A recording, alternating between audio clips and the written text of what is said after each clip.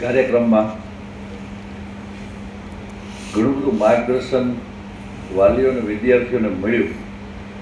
એટલે થોડાક આપણે તે લગભગ 1-1.5 કલાકથી બેઠા છે એટલે તમારી સ્થિતિ હું સમજી શકું છું. એમાં પાછું મેં કાગળ ગાઈડ્યું એટલે બહુ ઘણી બધી ભૂમિકા કહેવાની છે, પણ ટૂંકમાં વાત કરવાનો પ્રયાસ કરીશ. આજના આ વિશિષ્ટ વાલી સંમેલનની અંદર ઉપસ્થિત એવા મંચસ્થ મહાનુભાવો, જેમાં આ સંસ્થાના માનદ મંત્રી એવા શ્રી અશ્વિનભાઈ, ટ્રસ્ટી એવા શ્રી અમિતભાઈ, ફાલ્ગુનીબેન, ગૃહમાતા તથા શાળાના સુકાની એવા મારા મિત્ર એવા શ્રી શૈલેષભાઈ. આજની આ બેઠક અને વાલી મિટિંગની અંદર ઉપસ્થિત વાલી મિત્રો, સ્ટાફ મિત્રો તથા વાલા વિદ્યાર્થી ભાઈઓ બહેનો, ઘણું બધું માર્ગદર્શન આપણને મળ્યું છે.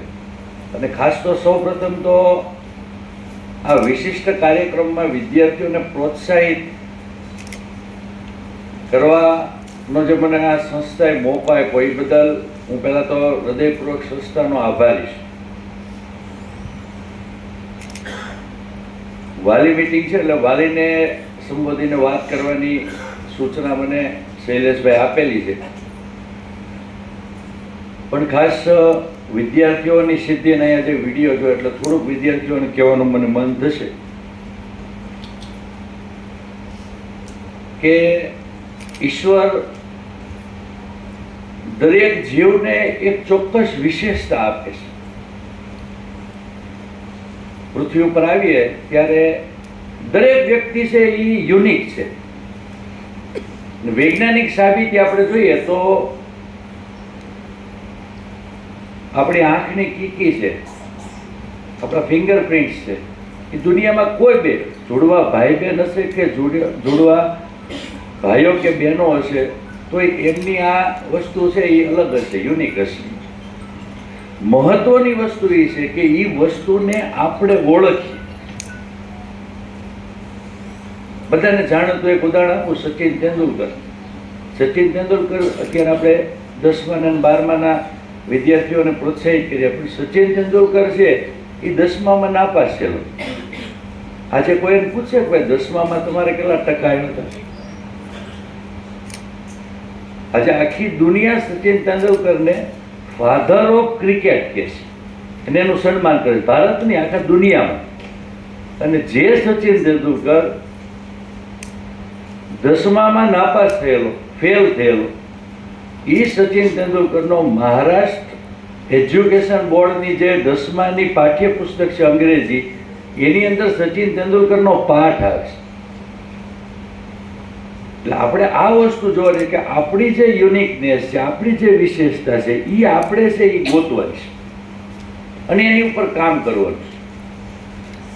દુનિયાના જે સફળ વ્યક્તિઓ છે, શૈલેષભાઈ ખૂબ સરસ માર્ગદર્શન આપ્યું, પણ જે સફળ વ્યક્તિઓ છે આમાં કોઈ મર્યાદા છે આપણે જોવાની જ નથી, કોઈની મર્યાદા હોતી જ નથી.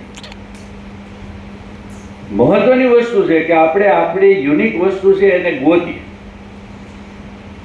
અને એની પાછળ છે એ ઉત્સાહપૂર્વક લાગી છે. ઘણા બધા વખતે આપણે એક નાની એવી વાત કહું કે વાર્તા કહી શકાય.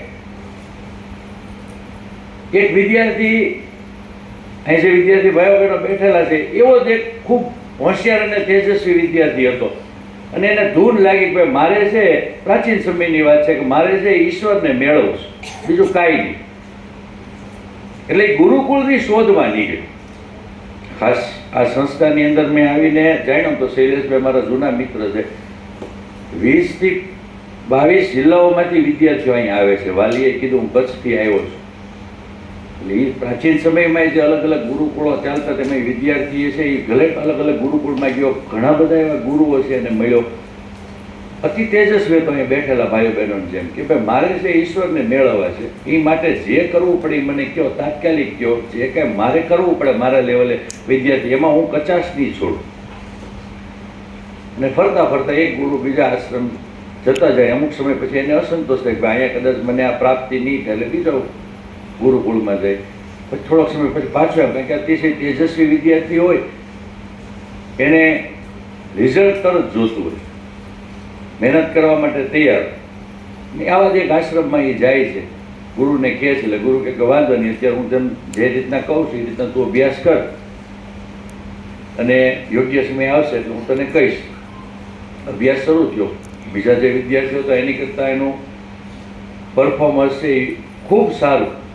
વિદ્યાર્થીને ગુરુ જે કંઈ કામ સોંપે, સામાન્ય વિદ્યાર્થી કરતાં અતિ ઝડપથી કામ પતાવી, શ્લોક પાકા કરવાનું કહે તો એ તૈયાર કરી નાખે. એકાદ મહિનો થયો એટલે વિદ્યાર્થી છે એણે ગુરુને જઈને કીધું કે ગુરુ, હું જ્યારે આવ્યો હતો એડમિશન લેવા ત્યારે મેં આપને કીધું હતું કે મારે ઈશ્વરને મેળવવા છે, તો એ માટેનો રસ્તો તમે મને કીધું. હજી તારો સમય નથી આવ્યો, ત્યારે યોગ્ય સમય આવશે એટલે કહીશ. પાછું એકાદ 2 મહિના પછી ફરી પાછો ગયા. ગુરુ ઓલું મારે ઈશ્વરને એની માટે કંઈ વિશેષ પ્રયાસ કરવો હોય તો, કારણ કે મારે તાત્કાલિક આજ મને ખ્યાલ આવી ગયો કે જીવનમાં બીજું કંઈ છે નહીં. ગુરુએ કીધું હજી થોડોક સમય છે. આમ 6 મહિના વહી ગયા. એટલે 6 મહિના પછી એમ થયું કે આ ગુરુની ખરેખર ક્ષમતા છે. એટલે થોડો ક્રોધિત થયો. ગુરુ સમજી ગયા. એક વખત થોડોક જઈ અને ગુસ્સાપૂર્વક ગુરુને કીધું કે હવે જો તમે આગળ કોઈ રસ્તો ન હોય તો પછી મને તમે કહો તો હું બીજા કોઈ ગુરુકુળમાં જાઉં. ગુરુ કહે કે કાલે સવારના છે એ સંધ્યાના સમયે 4-4:30 તું આવી જજે, હું તારી માટેનો જે કાંઈ રસ્તો હશે, મંત્ર હશે એ આપીશ. ખૂબ ઉત્સાહ. આખી રાત ઊંઘ નથી આવતો. સવારના છે એ 4 વાગે ગુરુના ઘરની બહાર ઊભો રહી જશે. ગુરુ એને કહે છે કે ચાલ, બહાર જાય છે અને બાજુમાં નદી હોય છે, નદીની અંદર છે એ સંધ્યા માટે બંને જાય છે. સૂર્ય ભગવાનને છે એ પાણીનો અર્થ છે, ડૂબકી મારતા હોય છે. એક ડૂબકી મારે છે, ગુરુને શિષ્યો બને. બીજી ડૂબકી મારે છે અને ત્રીજી મારે છે તો ગુરુ બહાર આવે છે પણ શિષ્ય બહાર નથી આવતો. હવે થયું છે હું શિષ્ય જોવે છે કે હું ઉપર કેમ નથી આવતો, એટલે પ્રયાસ કરે છે. પણ એને પછી જરા પછી ધ્યાન આવે છે કે મારી ઉપર ગુરુ બેસી ગયા છે. એટલે થોડોક સમય કીધું કે આ કાંઈક એવું વિધિ હશે કે આવી કઈ વિદ્યા હશે. એટલે થોડોક સમય તો રહેશે, પણ આપણે બધાને અનુભવ છે કે પાણીની અંદર થોડોક સમય પછી મૂંઝારો શરૂ થઈ જાય. એટલે થોડોક સમય હલે છે, આમે પ્રયાસ કરે છે, પણ ગુરુ ઉપર છે એ મારી જેવા મજબૂત હતા, એટલે વિદ્યાર્થીને હલવા દે એમ હતા નહીં. થોડોક સમય થયો પછી ધીરે ધીરે વિરોધ શરૂ કર્યો. પછી એક ક્ષણ એવી આવી કે ભૂલી ગયો કે અમારા ગુરુ છે. જીવ બચાવવા માટે ખૂબ પ્રયત્ન કર્યા. ગુરુ સામે છે એ જે કાંઈ હાથથી હુમલો કરવો પડે એવો કર્યો, પણ એમાં એ સફળ ન થયું અને ધીરે ધીરે હિંમત હારી ગયો. ખૂબ પ્રયાસ કર્યા અને પછી જ એમ લાગ્યું કે ભાઈ હવે છે એ નહીં ચાલે. એટલે પછી ગુરુ છે એ એના ખંભા ઉપરથી ઉતરી જાય છે અને એને ઊભો કરે છે. થોડાક સમય પછી છે એ આમ ધ્યાનમાં આવે છે. એટલે ગુરુ એને પૂછે છે કે ભગવાન દેખાણા? ત્યારે તો કાંઈ બોલી નથી શકતો. પછી એમ કહે છે કે અત્યારે જરૂરિયાત શેની છે? તું અંદર નીચે હતો ત્યારે તારે શેની જરૂર પડી? તારા બધા આટલા વખતથી તું 6 મહિનાથી આવેલો છો, સતત મને આ પ્રશ્ન પૂછો છો કે મારે ઈશ્વરને મેળવવા, ઈશ્વરને મેળવવા, ઈશ્વરને મેળવવા. તું નીચે હતો ત્યારે તું ઈશ્વરે ભૂલી ગયો, તારે શેની જરૂરિયાત હતી? એટલે કીધું કે ભાઈ મારે જીવ બચાવવા માટે થોડીક હવાની જરૂર પડી. આ હવા માટેની તડપ હતી, બાકી હું બધું ભૂલી ગયો. ત્યારે ગુરુ એને કહે છે કે જે હવા મેળવવા માટે, તારા જીવ બચાવવા માટે જે તારી તડપ હતી, જે તારો ઉત્સાહ હતો, એ તડપને એ ઉત્સાહની સાથે જો તું ભગવાન પ્રાપ્તિમાં લાગીશ, જો તમે તમારા જીવનના ધ્યેયની પાછળ લાગશો તો તમે સફળતા પ્રાપ્ત કરી શકશો. જે વિદ્યાર્થીઓ બેઠા છે એ બધાએ મર્યાદા આપણે કોઈ છે જ નહીં, પણ પહેલી વસ્તુ છે કે આપણે જીવનમાં શું કરવા માગીએ છીએ. મર્યાદાનો પડદો આપણે કાઢી જ નાખવાનો. આપણે શું કરવા માગીએ છીએ એ નિશ્ચિત કરી અને એની પાછળ આપણે મહેનતપૂર્વક લાગશું તો કોઈ જીવનમાં એવી વસ્તુ નથી કે જેમાંથી આપણે છે એ સફળતા પ્રાપ્ત ન કરી શકીએ. આપણા બધાના આદર્શ કહી શકાય, દેશનું માન કહી શકાય એવા આપણા મિસાઇલ મેન આપણા રાષ્ટ્રપતિ ડૉક્ટર એપીજે અબ્દુલ કલામ છે એ વિદ્યાર્થીઓને 4 વસ્તુ કહેતા. એવા પવિત્ર વ્યક્તિ હતા કે જ્યારે એનું મૃત્યુ થયું ત્યારે અત્યારે જેમ હું તમારી સાથે સંબોધન કરી રહ્યો છું એવી રીતના એ એક કોલેજની અંદર વિદ્યાર્થીઓને સંબોધન કરવા જઈ રહ્યા હતા. યુટ્યુબ ઉપર એ ઘણા એવા વિડીયો છે, આપણે જોઈ શકીએ છીએ. દરેક વિદ્યાર્થીને કહેતા કે 4 એવા મંત્રો છે એ યાદ રાખો.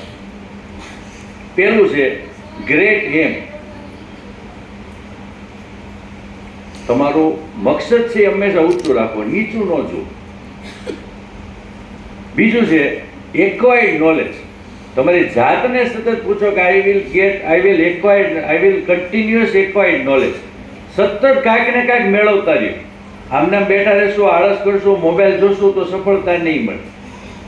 એમ ઊંચું રાખશું અને પછી સૂઈ જશું ખાટલામાં તો નહીં થાય. એટલે એની માટેની જરૂરિયાત છે કે ગ્રેટ એમ, કન્ટિન્યુઅસ એક્વાયર્ડ નોલેજ. ત્રીજું છે હાર્ડવર્ક, સખત મહેનત કરવી પડશે. અને ચોથું છે કે આ રસ્તા ઉપર આપણે હાલશું. આઈ વિલ પ્રીવિયસ હિયર, આ રસ્તા ઉપર હું લાગ્યો રહીશ. ગમે એવી મુશ્કેલી આવશે હું રસ્તો છોડીશ નહીં. એન્ડ આઈ વિલ સક્સીડ, અને હું સફળ થઈશ. ખાસ વિદ્યાર્થીઓ સંદર્ભે ખાસ આ સફળતા તમારી જોઈ, વિદ્યાર્થીઓનો ઉત્સાહ જોયો એટલે વિદ્યાર્થી સંદર્ભે થોડીક વાત જે મને કહેવાની હતી એ આપની સમક્ષ મૂકી. ખાસ દરેક વિદ્યાર્થીઓ છે એ મર્યાદા, ઘણી જગ્યાએ આ બધી વિષયો છે તમને ધ્યાનમાં આવતા હોય છે. મર્યાદા કોઈ વ્યક્તિની હોતી જ નથી. એ વસ્તુ છે આપણે સંભળાવી ન જોઈએ અને આપણે એ સાંભળવાની નથી. એટલે આ બાબતને ધ્યાનમાં રાખી અને આપણે આપણું લક્ષ્ય ઊંચું રાખી અને કોઈ પણ ક્ષેત્રમાં લાગશું. સંસ્થા તો બધો પ્રયાસ કરે જ છે, પણ કોઈ પણ ક્ષેત્રમાં લાગશું તો 100% આપણે સફળતા પ્રાપ્ત કરશું. બીજી બાબત જે ખાસ આજના વાલી મીટિંગ સંદર્ભની અંદર શૈલેષભાઈ મને કીધેલી છે, થોડીક ટૂંકમાં ભૂમિકા મૂકું. વાલી સંદર્ભે તો એમાં આવ્યો ત્યારે મેં જોયું સ્વામી વિવેકાનંદજીનો ફોટો છે. સ્વામી વિવેકાનંદજીનું શિક્ષણ માટેનું એક સરસ મજાનો વિચાર હતો કે કોઈ પણ વ્યક્તિની અંદર રહેલી પૂર્ણતાનું પ્રગટીકરણ એટલે શિક્ષણ. મેં જે વિદ્યાર્થીને કીધું ને કે વાલીઓએ સમજવાનું છે કે દરેક વ્યક્તિ છે, દરેક બાળક છે એ યુનિક છે. એમાં કાંઈક એવી વસ્તુ છે એ બાળક કદાચ છે એની મર્યાદા આવતી હોય તો આપણે એની જે સ્પેશિયાલિટી છે એમાં એવી ખાસિયત છે એ તમારે ગોતવાની છે. અને એ કામ છે એ 2 વ્યક્તિ કરી શકશે, પહેલા એના માતા પિતા ને બીજા એના શિક્ષક. કારણ કે કન્ટિન્યુ બાળક આપણી સાથે રહેશે. બાળક તો આ પ્રક્રિયા કરે જ છે, મેં જે બાળકને કીધું. પણ કદાચ બાળક છે એની મર્યાદા આવતી હોય તો આપણી પહેલી વિઝન, આપણું દ્રષ્ટિ એવી છે કે આપણે આપણા બાળક છે એની અંદર જે કાંઈ આવી યુનિકનેસ છે, કાંઈક એવી વિશેષતા છે, કારણ કે એ તો સ્વાભાવિક છે. આપણે બધામાં જોઈ શકીએ છીએ, દુનિયામાં કોઈ પણ ઉદાહરણો છે એ જોઈ શકીએ છીએ, ઘણા બધા એવા સંશોધન છે એમાં જોઈ શકીએ છીએ કે દરેક વ્યક્તિની વિશેષતા છે. હા, નબળાઈ એ છે કે કદાચ કોઈ જીવનમાં કોઈ વ્યક્તિ કંઈ કરી નથી શકતો. શું કામ? તો કે એની જે વિશેષતા છે એ ગોતી નથી શક્યો. ક્યાંય એને ગોતવા માટે એનો ગુરુ કે એનો માતા પિતા એને સહાય નથી. પહેલી વસ્તુ છે ખાસ વાલીઓ માટે શૈલેષભાઈ ઘણી બધી વાત કરી. આ એક પ્રયાસ છે એ આપણે બહુ ગંભીરતાપૂર્વક છે એ કરવાનું છે. બીજી એક વસ્તુ કે કોઈ વ્યક્તિ છે એ મહાન બની જન્મતો નથી. મહાન આપણે અહીંયા બનવાનું છે. અને જે બાળક છે એ લક્ષ્ય રાખે છે, જે બાળકને મેં કીધું એ કંઈક અંશે આપણને પણ લાગુ પડે છે કે આપણે છે એ આપણું બાળક છે એ શ્રેષ્ઠતમ પદ ઉપર પહોંચે એ માટે જેટલી એને મદદરૂપ થવું પડે એટલી આપણે એને મદદરૂપ થાય. બીજી વસ્તુ છે કે અહીંયા ઘણી જગ્યાએ વાલી મિટિંગમાં તમારા બાળક પહેલાંય ભણ્યા હશે ત્યારે ઘણી જગ્યાએ તમે સાંભળ્યું હશે.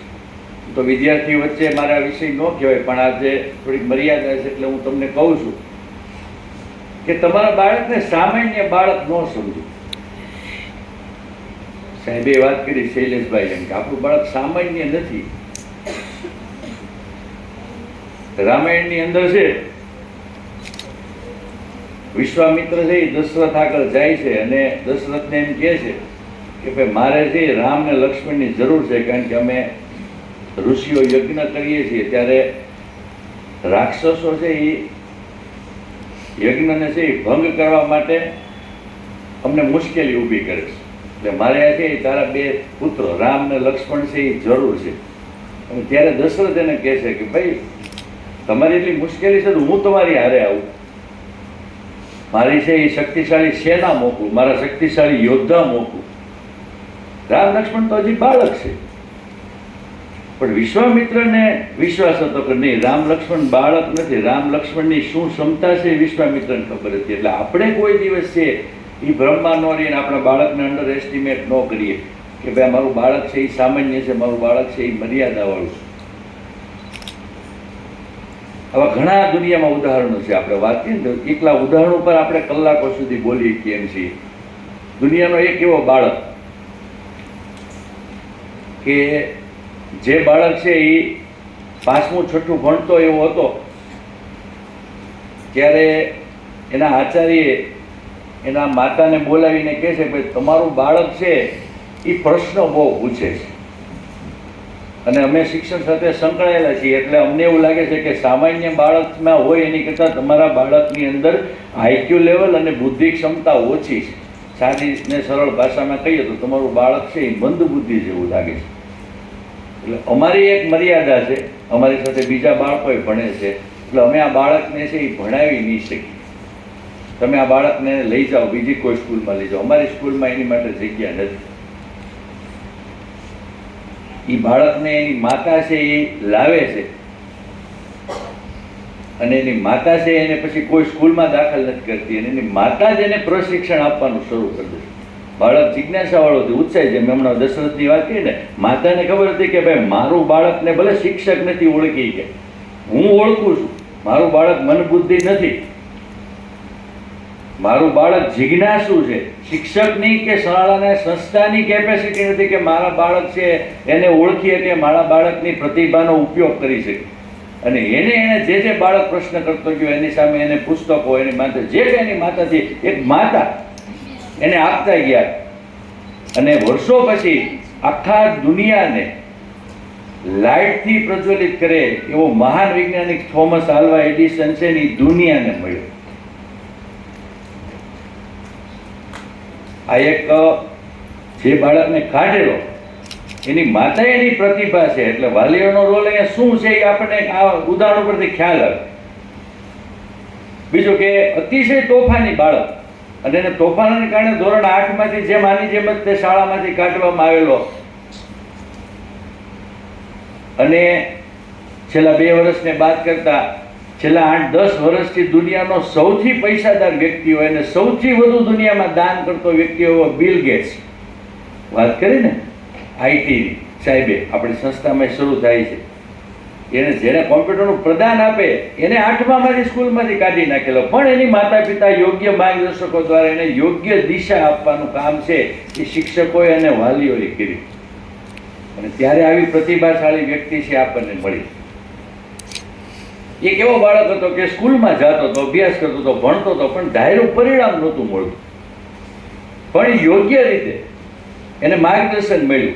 માતા પિતાનું તો મળ્યું, પણ એના માતા પિતાની સાથે ઘરની અંદર કામ કરતી કોઈ સ્ત્રી છે એનું માર્ગદર્શન મળ્યું અને સામાન્ય વ્યક્તિમાંથી છે એ મહાત્મા થયા. એવા મહાત્મા ગાંધીનું જીવન ચરિત્ર તમે જુઓ ને તોય એની અંદર આ જ છે. એક સામાન્ય બાળક હતું. ગાંધીજી પોતાની આત્મકથામાં લખ્યું કે મારી મોટી નબળાઈ મારા અક્ષર, બહુ નામ સામાન્ય કહીએ ને કે ભાઈ એવરેજ વિદ્યાર્થી કરતાં પણ નીચેની બુદ્ધિ ક્ષમતા ધરાવતો વિદ્યાર્થી હતો. અને આજે આપણે એને છે એ મહાત્માનું બિરુદ છે આપી અને આપણે રાષ્ટ્રપિતા તરીકે એને આપણે નવાજીએ છીએ. આ વસ્તુ છે એની માટે મેં જે વાત કરી આપને કે ભાઈ પહેલી વસ્તુ છે કે આપણે છે માતા પિતા તરીકે આપણે પહેલાં આપણા બાળકની ક્ષમતાને ઓળખીએ અને પ્રોત્સાહિત કરીએ. તો કોઈ પણ બાળક છે એ નાના બીજમાંથી એને વટવૃક્ષ કરવું હશે, એની પ્રગતિ માટે આપણે એને સહાય કરશું તો એ કોઈ પણ ક્ષેત્રની અંદર છે એ 100% એમાં સફળતા મેળવશે. બીજું જે ઉદાહરણ છે શૈલેષભાઈએ એની વાત કરી એટલે ડિટેલમાં વાત નહીં કરું કે ખૂબ જ ક્ષમતા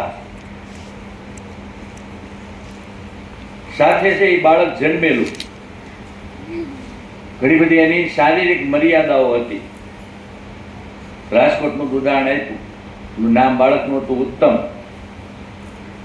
અને એના જે દાદા છે એણે કીધું કે ભાઈ, બહુ સરસ એક લેક્ચરમાં મેં આ સાંભળ્યું હતું આ ઉદાહરણ, કે જ્યારે એને કીધું કે ભાઈ આ છે એ બાળકની અંદર છે એ ઘણી બધી શારીરિક મર્યાદા છે, અને આ બાળક છે એને જીવતું રાખવું એ મુશ્કેલીવાળું છે, ત્યારે એના દાદા છે એ ડૉક્ટરને કહે છે કે કોઈ પણ કંપનીની અંદર માલ બને ને ત્યારે માલની અંદર નાની એવી કોઈ ડિફેક્ટ હોય ને એટલે આપણે શું કરીએ કે બજારમાં ન મૂકીએ, પણ આપણા સગાવાલાને, આપણા અંગત માણસ છે ને એને આ વસ્તુ કહીને આપી દઈએ કે ભાઈ આમાં થોડી કાંઈ મર્યાદા છે પણ તમે આ રાખો. એટલે ઈશ્વરે છે એ આપણે ઈશ્વરના નજીક છીએ એટલે ઈશ્વરે આ પ્રદાન છે આપણને કરેલું છે. અને જેમ શૈલેષભાઈ વાત કરી એમ એક સામાન્ય બાળક હતું, મર્યાદાવાળું બાળક હતું, એમાંથી આજે એ છે એ ખૂબ પ્રતિભાશાળી બાળક થયું, અને લગભગ 1 કે 2 વર્ષ પહેલાં છે એ રાષ્ટ્રપતિ દ્વારા રાષ્ટ્રીય બાલશ્રી એવોર્ડ છે એ આપવામાં આવે છે, એ બાળકને મળ્યો. આ પણ એક બહુ એક ઉદાહરણ છે કે વાલી છે એ બાળકના જીવનની અંદર શું ફેરફાર કરી શકે. એટલે ખાસ આજની આ વાલી મિટિંગની અંદર બાળકના સંદર્ભમાં વાત કરી. અમે તો શિક્ષણ સાથે સંકળાયેલા છે એટલે ઘણી બધી નાની નાની વસ્તુઓ છે, પણ ખાસ સંસ્થાનો જે આગ્રહ છે, કારણ કે અહીંયા જે મેં વાત કરી એમ કે વાલીની જે ભૂમિકા છે, શિક્ષકોની ભૂમિકા છે, અલગ અલગ વાલીઓ દ્વારા તે સંસ્થાના કામ વિશે છે એ અહીંયાના પોતાના પ્રતિભાવો આપવામાં આવ્યા. બેને ખૂબ સરસ કીધું, ભાઈ સિમેન્ટને રેતીને ભેગા કરીને પાણી નહીં હોય તો નહીં ચાલે. બહુ ઊંચી ફિલોસોફી છે. ઘણી વખત છે એ અભ્યાસ કરેલા હોય કે PhD કરેલા હોય ને એને આ વિષય નથી આવતો. આપણે એમ કહીએ ને ગ્રીક છે તો ગ્રીકની અંદર ઘણા બધા મોટા મોટા ફિલોસોફરો થઈ ગયા, પણ આપણા ભાવનગરની અંદર ઉમરડા તાલુકાની અંદર નાનકડું એવું ગામ સંબટિયાળા, એના જે ગંગા સતીએ જે ફિલોસોફી આપી 52 ભજનોમાં, એમાં બેને કીધું એમ બહુ નાની વસ્તુ એણે કીધી પણ બહુ વજનવાળી વસ્તુ કીધી કે એક સામાન્ય બાળક છે, મર્યાદા તમે ભૂલી જ જાઓ. બાળકને સામાન્ય સમજવાનું કે મર્યાદાવાળું સમજવાનું તો ભૂલી જ જાઓ. એને સપોર્ટિંગ કરવાનું શરૂ કરશો તો આ બાળક એવા છે. આ સંસ્થા આપણે નસીબદાર છે કે સંસ્થા એટલું બધું છે કે બાળકને 10મા 12માનું તો પરિણામ આવે પણ એ પછી પણ એ કઈ રીતના સેટ થાય, ક્યાં એને નોકરી મળે એની માટે પણ ચિંતિત છે. એટલે આપણને ત્યાંથી તો 100% સહયોગ મળશે, પણ આપણે આપણા બાળકના યોગદાનની અંદર થોડાક સક્રિય બનશું. આમ જોઈએ તો થોડીક દુઃખની વસ્તુ કહેવાય કે ભાઈ આપણે વર્ષની અંદર 2 કે 3 વખત છે થોડોક સમય આપણે આપીએ તો એક આપણું જ બાળક છે, એના જીવન છે એને આપણે છે એ સફળ બનાવવાની અંદર ખૂબ મદદરૂપ થઈ શકીએ. આજના પ્રસંગે ખાસ મને મારા વિચારોને મૂકવા અને ખાસ કરીને આવા પ્રતિભાશાળી બાળકોનું સન્માન કરવાનો જે મને મોકો આપ્યો એ બદલ ખાસ સંસ્થાના ટ્રસ્ટી શ્રી અશ્વિનભાઈ, શાળાના આચાર્ય શૈલેષભાઈ, એનો હૃદયપૂર્વક આભાર વ્યક્ત કરું છું. આભાર. અસ્તુ.